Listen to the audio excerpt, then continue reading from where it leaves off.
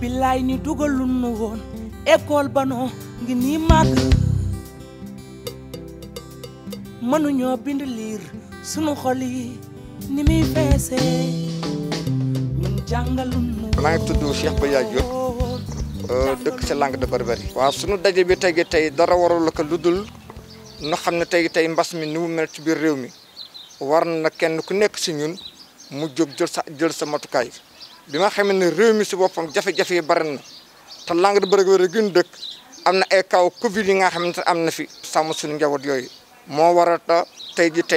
don yi nga xam ne indi nañ ko si école bi mouvement pour la solidarité et le développement de Saint-Louis ñu taxawal ñëw seet si directeur d'école yi ñu waxtaan ak ñoom pour jox leen matériel bi nga xamante ni xale yi daanu mën a sàmm ci école yi ba nga xamante ni que yàlla dana mën a musal si mbas mi nga xamante ni que moom moo lëmbi àddina bi. kon kenn ku ne war na waxtaan ak njabootam di leen ñaax xale yi bu ñu ñëwee balaa ñu dugg si kër gi war nañu raxasu kenn ku ne war nga am gel alcool bi nga xamante ne war nga ko bàyyi sa kër masque yi tamit war nga am benn paquet war nga ko teg sa kër bu sa njaboot génn nga jox ko bu dee si indiwul na raxasu bu ñëwee tey moo xam fan la woon na ma teg tànkam bu manqué maximum nga jël daal koy jox kon nekk la am kenn ku nekk si ne bu jëlee matukaayam si loolu ragal naa yàlla sunu dana mën a jeexal mbas mi fii si réew mi nga xamante ne mooy Sénégal rawatina Ndar gi nga xam ne fi la noo yeewoo. Je m'appelle Madame Gueye Khadignan. En tant que représentante des directeurs d'école de la Langue de Barbarie, je lance un message cri de cœur déjà à l'endroit des parents d'élèves, pour leur dire de veiller à ce que chaque enfant, avant de sortir de la maison, au lieu de leur donner l'argent du petit déjeuner, pensez d'abord à ce que l'enfant porte son masque. Parce que c'est ce qui est recommandé. Quand l'enfant quitte la maison sans masque et que vous osez au moins lui donner 300 francs pour son petit déjeuner, ça veut dire que vous avez de quoi acheter un masque. Donc il faut veiller à ce que les enfants soient vraiment protégés de ce virus. Il faut que les enfants se lavent les mains dès qu'ils entrent à la maison. Avant de saluer personne, il faut que les enfants lavent leurs mains avant de saluer leurs parents. Avant de venir à l'école, veillez à ce que les enfants portent leur masque. Parce que le MSDS, ce qu'il a fait aujourd'hui doit être copié par tout bon Saint-Louisien qui a les moyens. Parce que, comme je lui ai dit tantôt, comme disait Feu Golbert Diagne,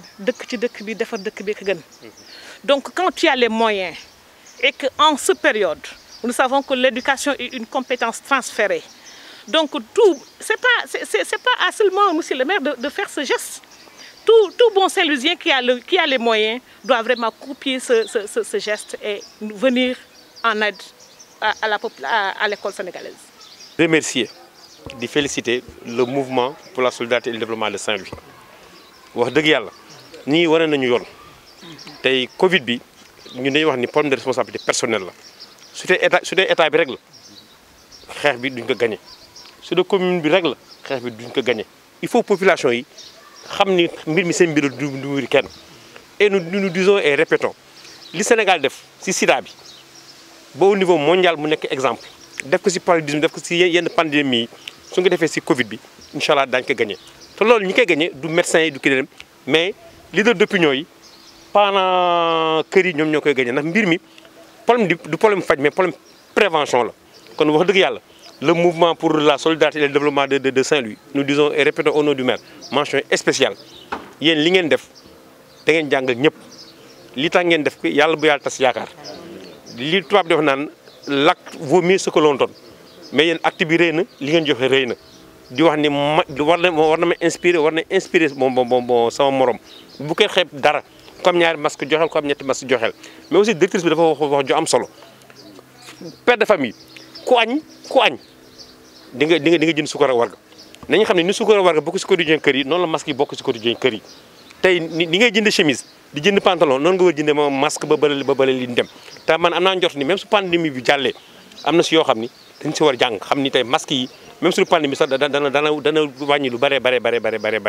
Je m'appelle El Hadj Mbodj, membre de la coordination du mouvement pour la solidarité et le développement de Saint-Louis, MSDS. Nous avons organisé une cérémonie marquant au moins la distribution de kits permettant de mieux se protéger contre la pandémie du coronavirus à travers les différents établissements de Ndar. Le message est très simple. Nos hôpitaux souffrent. Nos hôpitaux sont saturés. et que la maladie, elle est là, elle est réelle. Prenons l'exemple de la situation statistique. Du mois de mars au mois de novembre, la ville de Saint-Louis a enregistré 22 décès. Et pourtant, entre novembre et janvier, hier, ils ont enregistré 44 décès.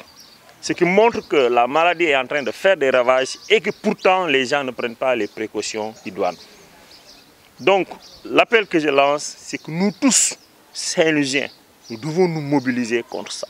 Et ne plus rester silencieux, mettre les moyens à la disposition des gens, faire de sorte que toute personne, enfant, adulte, vieux, soit protégée contre cette maladie.